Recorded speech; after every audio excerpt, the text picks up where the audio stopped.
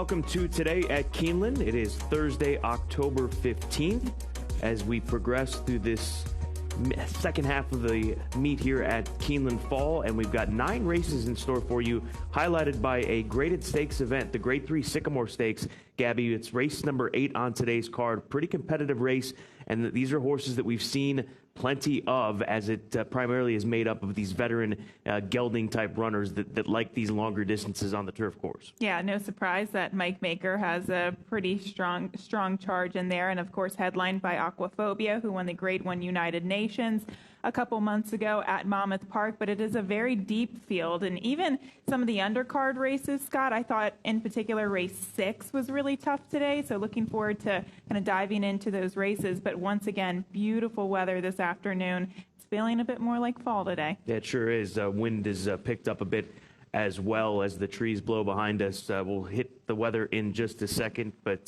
before we do that, let's take a look back at yesterday's 8-race card. I'd say the highlights were the pick 5s, because the early pick 5, which our man Caleb Keller, our friend and colleague on TVG, he hit for 1,500 because he singled your husband's horse in that was race number 1, correct? It was. And then so he hits for 1,500, and then the late pick 5 paid over $2,000. These are 50-cent minimum wagers. Yeah, congratulations to Caleb. Good call there. And the early pick 5, late pick 5 paid well. We had some priced horses win throughout the afternoon or throughout the day. I also thought that Santa Guapa was a really impressive first-time starter. That was a race that was kind of tough to decipher, but that first-time starter for trainer Brad Cox does look like a promising filly moving forward. And a little tidbit, that horse has actually been working with Spa City, who Brad Cox will run today. More on that later, but overall a very nice day yesterday. All right, before we jump into our picks and the featured events of the afternoon, let's go to WKYT for the latest on today's weather. Today's forecast out of Keeneland looks pretty unique, because we start off very warm and dry and comfortable, and then the temperature starts to fall. Hello, everybody. I'm WKYT meteorologist Jim Caldwell, and we are tracking a cold front in the area during the time racing is going on. Now watch. You can see how this plays out. 70 at 1 o'clock, but wait a minute. Some of the cooler air comes into play by 2 o'clock. We're down into the 60s, and as the rain starts to fall during the late evening posts, we're looking at some showers starting to blow into town. Maybe a little bit breezy at times. By 6 o'clock, I think we're all the way down to 55 degrees out there, so conditions will get a little bit worse as we roll along here with some of those showers moving into town. Good luck out there. Fast and firm today at Keeneland. Don't expect that to change, and I say bring on the colder weather. I love the cold, Gabby. Let's get going. Start feeling fresh. Todd Trupp was giving us a hard time about being overdressed. It was hot yesterday, but you can't keep up with the weather here in Lexington, Kentucky. You have to bring like 3 different outfits. Todd's always giving us a hard time, I feel like, especially me, and I had a suit on. Was I supposed to have a bathing suit on? I'm not quite sure. Let's go to the featured race, though, or actually, before we get to the featured race, let's go to our handicapper picks over the course of this afternoon. A look at them. Don't forget, if you don't have that Keeneland Race Day app downloaded, that is the easiest way that you can access all of these selections, as well as summaries or opinions of each of these races written up. That's for your smartphone or your smart device, your tablet. Make sure you download the Keeneland Race Day app. For sure. And all of these are posted on the website as well, the consensus picks and the expert picks. Yeah, it looks like we're really not on the same page except one race, which is race 5. Scott, it's no surprise. We were mentioning earlier that, it's a competitive card. I thought the featured event was really tough. I thought race 6 was probably the toughest race on the card. And you and I don't ally on one horse in the top 3. We should try one time sitting down and handicapping a race together. Just one race and see how that goes. Because you and I have never done that. No. We've never sat back and bounced ideas off of each other until we get to the set here for today at Keeneland and fire up the cameras and go live. So maybe we'll give it a shot one of these afternoons when we get together in the evening. Social media, give us a follow on Instagram, on Facebook, on Twitter. What are you laughing about? I'm not. Oh, okay. I'm smiling. I thought you were laughing at me. No. Man, I've got a stigma today. At TVG2, that's where you can catch this show each and every day. And if you don't have access to TVG2, download the Watch TVG app. It's on Roku, Amazon Fire TV, and Apple TV. You must have it if you watch TVG each and every day, because it is the best way to access TVG, the Watch TVG app. I'm All just right. proud you didn't skip over the social media segment, that's all. I'm getting a hang of it after better. 2 years of doing this. Let's go to the featured event, the Grade 3 Sycamore Stakes, a mile and a half on the firm listed going here this afternoon. Aquaphobia 5-2, Zayad back in America 5-2, Red Knight 3-1. Those are the main players in here. Everybody else is double digits, and it's a competitive race. There is no doubt about it.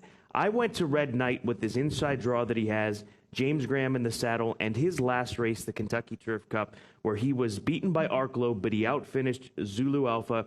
And in this race that we're going to roll back on September 12th, he earned a 101 Beyer speed figure number for this effort.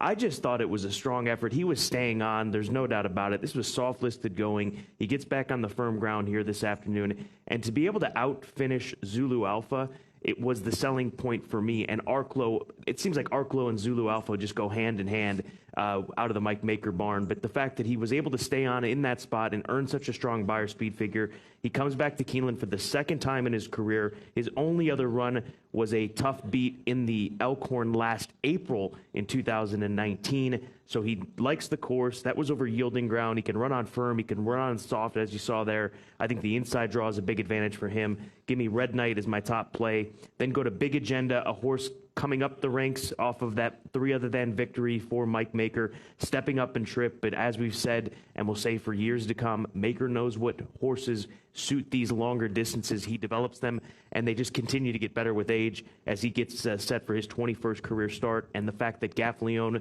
is present for that Maker runner says a lot to me, because it seems as though Gaffleone gets to ride the better opportunities out of the Maker barn. And then finally, the number 10 horse, Zayad, it gets Lasix for the first time, actually, because when he came here to race at Woodbine last fall, did not run with Lasix. He was run down late by Desert Encounter, who had won that race, the Canadian International, for a second consecutive year. But he's run against some tough runners, Gabby. I mean, look at his the Pre-Foy last time out. He ran against Anthony Van Dyke and Stradivarius and Nagano Gold. I mean, those are horses that are serious runners, especially the top 2 in that race. So a bit of class relief here today. We'll see what he does with the outside post. This is a very competitive race, and I think that the post time favorite goes off maybe at the shortest 2-1.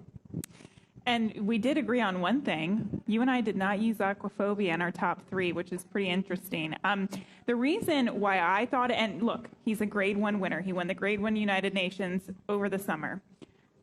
He's probably the deserved favorite. But I actually thought that Grade 1 came up a little bit easier than the Grade 3 races that Red Knight has been running against. So I did pick him 4th, but it did come up, a little bit easier than the Grade 3 that Red Knight had to face against Zulu Alpha and Arklow. Now, mind you, Arklow was in the Grade 1 United Nations, but he didn't get the right trip. The pace stayed intact, and he couldn't close after a wide trip. So ultimately, my approach to this race, Scott, is class on the grass. The 10 Zayad just seems like the classiest of them all. You mentioned some of the horses that he has been running against. Anthony Van Dyke was good enough to finish 3rd in the Breeders' Cup Turf last year to Bricks and Mortar. And he's proven that he can take and transition his speed to North American racing, which he showed us in this particular race last year in October at Woodbine in the Canadian International, where he was on the lead in a 6-horse field. And unfortunately, he just got beat as the favorite by Desert Encounter.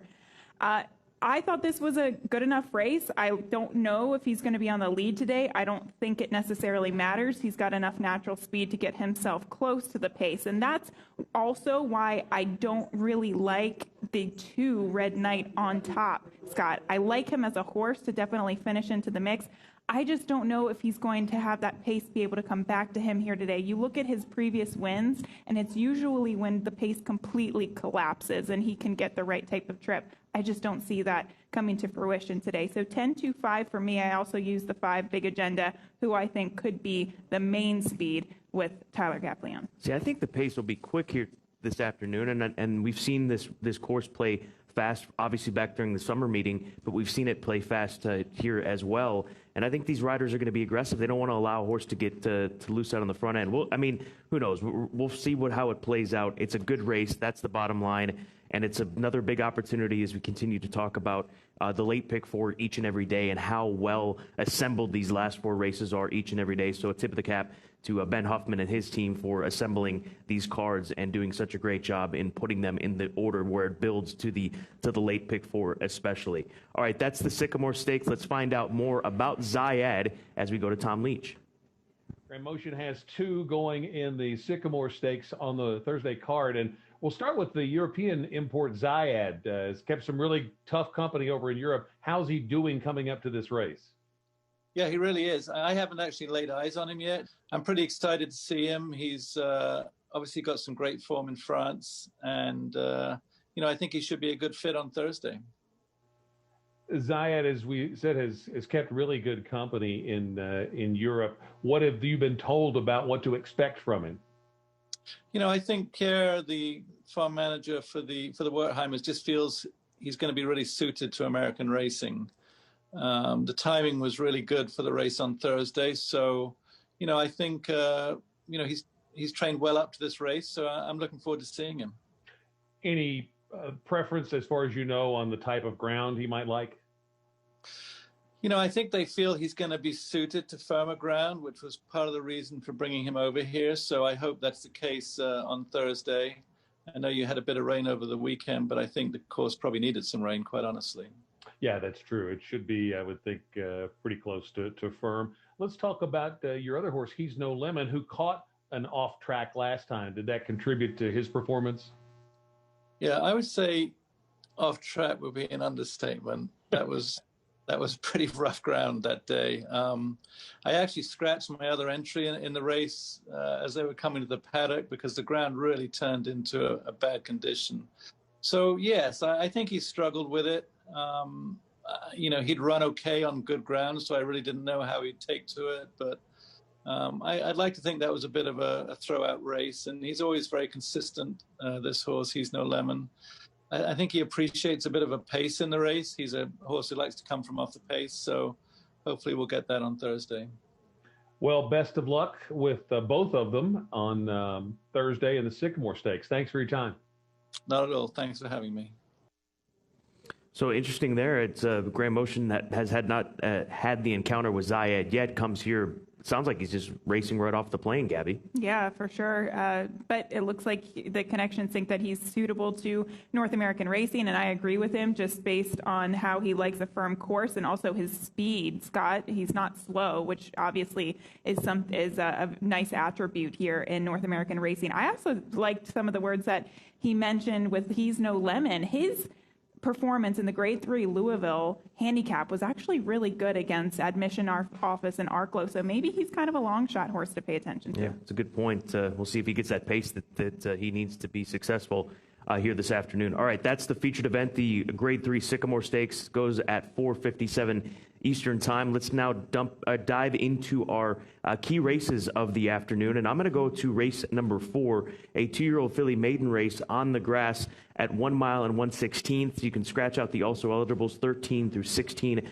have been withdrawn. You've got Flown, who is installed as the 5-2 morning line favorite for Brendan Walsh, a Kitten's Joy filly who's run a couple of good races and obviously ran very well as a maiden against Plum Ali in her most recent start at Kentucky Downs. I choose her second. I think that she's a very good filly. There's no doubt about it. But I like the 3-horse Let's Skedaddle for Lothenbach Stables and trainer Chris Block. This is actually a Minnesota-bred daughter of Quality Road. I can't imagine that there are many of those around in the history of Quality Road's time at stud, because he has established himself as one of the top stallions here in North America. Quality Road, who stands for $200,000. But Chris Block, who keeps a string in Chicago, debuted this filly in this race that we're going to roll back to you. This is her only start, September 18th at Arlington Park from an outside draw. You can see the ground that she ends up making up over the course of this 1 mile run and earned a strong Beyer speed figures all around for her. Now comes down to Keeneland, where you know the competition is going to become more stiff. But I think that off of this debut run and the progression that any horse takes off of a race or two as she gets set for her second start. You have to respect her. If she gets a little bit better position early on, that will be to her benefit. So I'll take Let's Skedaddle, the well-bred filly, Minnesota-bred filly for Lothenbach Stables, Mitchell Merle and Chris Block. Then Flown, she's the obvious one off of that stakes performance, to who one of the fillies that will be one of the favorites for the Breeders' Cup Juvenile Fillies, Plum Ali. And then the 11 horse on the outside, Always Late for Bill Mott. Moves over to the Mott Barn off of a debut effort at Kentucky Downs where she didn't break all that well. She did run on late, and it looked like she moves from Tracy Glover's barn to Bill Mott's because I believe Tolo Thoroughbreds sold part of this filly to the other connections involved with Always Late. So moves over to the Bill Mott Barn, draws the outside, which we'll see how she fares from there. But I think that you've got to respect her and the sharpness of those connections in buying into her. So 3-4-11 in race number 4 here at Keeneland this afternoon. All right, I'm going to move ahead to, in my opinion, the toughest race of the day, and that's the 6th race. 5.5 furlongs on the turf for this allowance event, and your lukewarm favorite is the 3 Dance Rhythms at 4-1. I respect that filly or mare. I did not use her in the top 3. I used her 4th. But the 8, Yes It's Ginger, I think is one of the more intriguing horses in this field. I'll show you what I did in the late pick 4 a little bit later. But the 8, Yes It's Ginger, she's just been very consistent. Now, you can give her a pass for her last race. It's not 6.5 furlongs was way too far for her. She showed speed. She faded. She was defeated by Originator, Crystal Lake, Lady Worthington. All 3 horses are going to come back and compete in this particular race. But we'll show you her race at Ellis Park, and I thought this was one of her strongest performances to date. She was quick out of the gate. She had a position towards the inside, and she took the field gate to wire. She is quick. But even before that, Scott, she was coming in off of a long layoff, about a year layoff, and she rated effectively to win off of that year layoff. So not only do I think she's pretty talented, but I also think she's got versatility, which you need in these turf sprint distances. She can be on the lead, but she can effectively rate from off of it. So Yes It's Ginger, I think, will probably offer the right price, but I'll be using all of the 8, 12, 7, 3, 5. We'll talk more about the late pick 4 later. Who did you like in here? I'm going with the other Greg Foley mare. I think that this is Greg Foley's race. I go to Dance Rhythms, and maybe I'm just in love with Intimistic because the way that Intimistic ran at Ellis on the day that we're going to roll back to you for you, Dance Rhythms the 3, and then the way that she ran in the Buffalo Trace, Franklin County, and just got nailed at the wire by Got Stormy, you have to respect what she did in there. And then she followed it up with this allowance optional claiming run, or this is a race prior to that, excuse me. This was going back to the 13th of June where she was able to win, and this was a building point to what she's been able to do here as of late. Not going to hold the Kentucky Downs race against her in her most recent start. As we said before, a lot of these horses, it's not to their liking, and especially when you go from 5.5 furlong sprints to 6.5, it's a world of difference. So she gets back to sprinting here today, truly sprinting at 5.5 furlongs. That win, her 3rd in the Kentucky Downs Preview Lady Sprint Stakes at Ellis Park, was a good one, and then a strong enough run at Kentucky Downs. I think that she gets back into her winning ways. I don't think there's a lot of separation between these two, and that's why I ended up just going 3-8 in that race. So we'll talk pick 4 in a second, but we got to roll into race number 7, Gabby, because that's where you're going to take us. Another tough one. I thought that this was the toughest race of the day. This is where I single in the late pick 4. Crazy. We do need a handicap together a little bit more often. The 1 3/16 is the distance of this race, so it makes it a little bit more tricky. But I have really liked a horse, and I'm pulling a U, Scott, today. I'm betting. I'm playing with my heart today. The number 9, Spa City. I have been a fan of this horse from the get-go when he was training under Keir McLaughlin back in the past. Now, he obviously has been sidelined for a couple of months. Last time we saw him was in the Tampa Bay Derby. As the bug flies by my head, I'm sorry. We'll go back to his race 2 starts back at Gulfstream Park, in which he won. This was a tough race. He got a 91 Beyer speed figure early in the year as a 3-year-old. Even prior to that, he raced against Caracaro, who's a very nice horse for trainer Gustavo Delgado. He beat Don Bourbon in that race. And then ultimately, they tried Graded Stakes Company in the Grade 2 Tampa Bay Derby, and he did not pick up his feet against King Guillermo and Solo Volante. The field was very strong. He is a big-bodied, heavy, kind of awkward horse, and I think he's a horse that just probably needed time to mature into himself. Now, 1 mile and 3/16 is not going to be an easy distance to tackle off of the layoff, but I think he's a very good horse, Scott, so I'm going to take a shot with him on top. And in fact, Brad Cox told me yesterday that this horse has been working in company with Santa Guapa, who was that impressive first out winner yesterday. All right, let's roll into the Clocker Report. Race number 3 is where the Clocker Report starts. Charlie 5-0 on the 4th of October, worked 5 furlongs in 59 3, 4th best of 13. Sharp local work with company from the gate and gets a good post draw here today. And then in the 5th race, Thrill Ride, the number 6 horse, 47-1 out of the gate. That was the best on that morning just days back 2 weeks ago. In fact, has trained well since the comeback race, room for lots of improvement. So the 7 in race 3, the 6 in race number 5. All right, let's see this ticket, Gabby. I'm interested to see this late pick 4 ticket. It's aggressive. We'll show you it. $44 all. 1, 3, 5. Did I send in the 4 for race 9? I thought I singled in race 7. Anyway, I'm confused by this ticket. All race 7, I had the 9 singled with the 2, 5, 6, 10, and then the 3, 6. It's okay. Hey, I had my moment yesterday. You're having your moment right now. It happens to all of us. It's live TV. Let's dive into my ticket, which I know is right because I sent it in correctly. I promise you that Gabby got that. Let's take a look at it. Race number 6. I'll go 2 deep in that first leg with the 2 Greg Foley runners, and then I'm going to spread out in race number 7, Don Bourbon, Glory Road. The 6 horse in here, Hunt the Front for Nick Zito, I think comes rolling late. A ledge for Steve Asmussen off of his win at Churchill Downs. Distance won't be a problem for him. And then on the outside, the number 10 horse, Friars Road for Mike McCarthy. I think a horse that they've liked as well. And, may just needed some time to develop. 2, 5, and 10 in race number 8, the Sycamore, headlined by Red Knight. And then in the nightcap, 2, 3, and 8. That's another a difficult way to round it out. Not quite as wide open as yesterday's nightcap, but I thought the 9th was another challenging one with the nature of horses dropping in class, looking to find their form here this afternoon. Race number 4, can I throw it to you with confidence that you'll be able to go through race number 4? Do we have the pick 4? We don't have time right now, Gabby. I'm really bad. You had your chance. With numbers, I'm a mess most of the time, but I promise you this was not my fault. I will tweet it out in a little bit. Race 4, maiden special weight, 1 mile and 1/16 on the turf. We'll take a look at the fields here, and Flown is the 5-2 morning line favorite. You mentioned this race earlier. I like Flown. I thought she faced a field in her debut, and then she came back to face Plum Ali, the filly that you mentioned, went on to win the Miss Grillo. She's undefeated in 3 starts. We'll show you this last race. This was at Kentucky Downs in that juvenile filly stake. And I have no qualms with her. I really did think that she was just beaten by a better horse, and that better horse is very, very good. I mentioned she's undefeated. Now, Flown, I like in here. I would have even considered picking the 12, La Bella Rosa, over her if she didn't have such an awful post position. I think post 12 at this distance is so tough to overcome, but pay attention to the 12, La Bella Rosa. She comes out of a productive race against the likes of Fluffy Socks. So she's kind of the play of the day, Flown, but it is a tough field. Okay, race 7 is where I go for my best angle. Again, visiting that A other than allowance race, 1 mile and 3/16.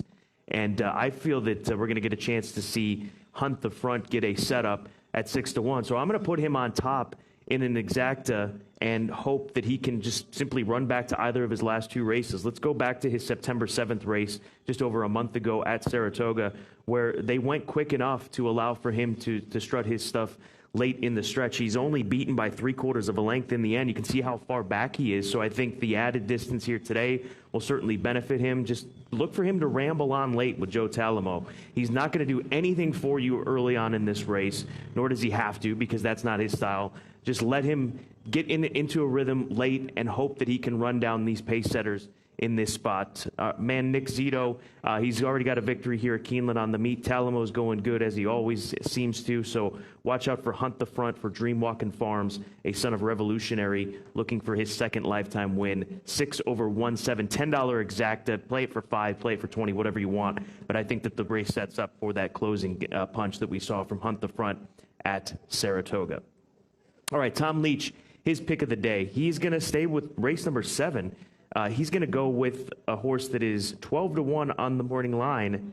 That is Sold It at 12-1. Sold It, second start for the Maker Barn, has a win and a third at the distance. So watch out for Sold It in this spot, race 7 for Mike Maker. Somebody likes you in graphics after that, Gabby, because they made good on the ticket. We're going to get it to you here in just a second, but you might have to send a bottle of bourbon or something up to the control room after this one, Gabby. I can do that. I should do that. I'm on it. Okay, so the pick 4, and so you singled in the 7th race, is that what you did? I did single in the 7th race. Overall, you have to have an opinion in one race in the late pick 4 sequence. Otherwise, you're just going to pour too much money into it.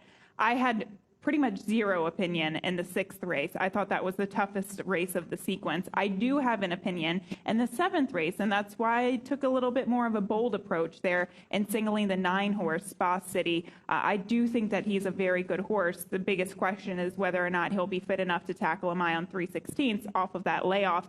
The 8th race, the featured event, I really thought was a tough race too. You and I mentioned that we don't necessarily like Aquaphobia in our top 3 in there, but I kind of think you need to use him because he is arguably the class of the field in the Grade 3 Sycamore. And then in the final leg, for some reason, once we get to the nightcap in all these races, I don't know if my brain is exhausted or your brain is exhausted or what have you, but the last race of each card here at Keeneland seems to be one of the more difficult races. So I used 2 horses in there. I could have used 4. Who again did you use in that last leg? Let me see here. I went with 2, 3, and 8. My man Jimmy DeVito from Chicago, street class for McCarthy on the big drop down in class, and then the 8. There's your ticket. There we go. Thank you guys. Really appreciate it.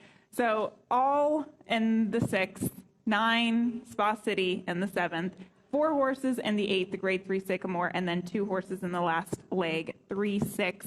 I'm scared of your 2 though. If I had money, which I don't, I probably would have used the 2 in the last leg. Buttered noodles, something that I've never been a fan of. I can't do it. It's on the kids menu. No, thank you. By the way, race number 6 is where Sold It is running for Tom Leach. Race 6 is where Sold It is running. That's his price play at 12-1. For Gabby, I'm Scott. We promise to do better tomorrow. Race 1, 105.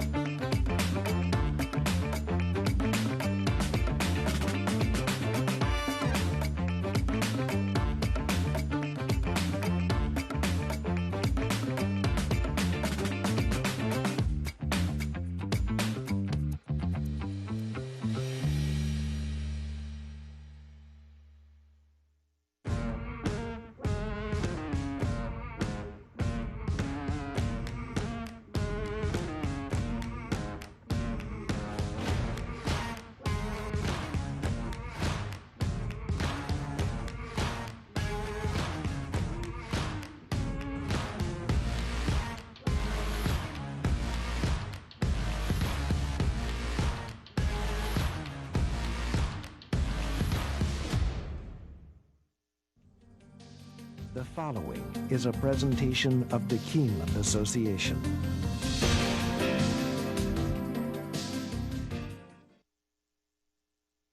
Ladies and gentlemen, welcome to Keeneland Racecourse. At this time, we ask that you would please rise in tribute to our national anthem.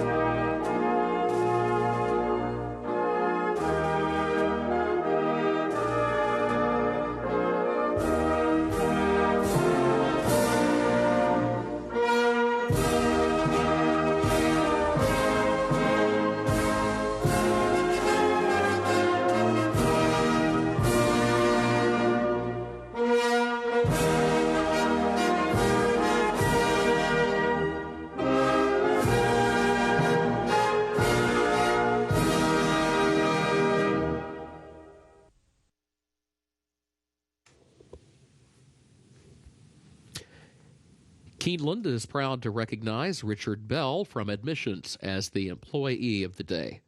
Richard, congratulations.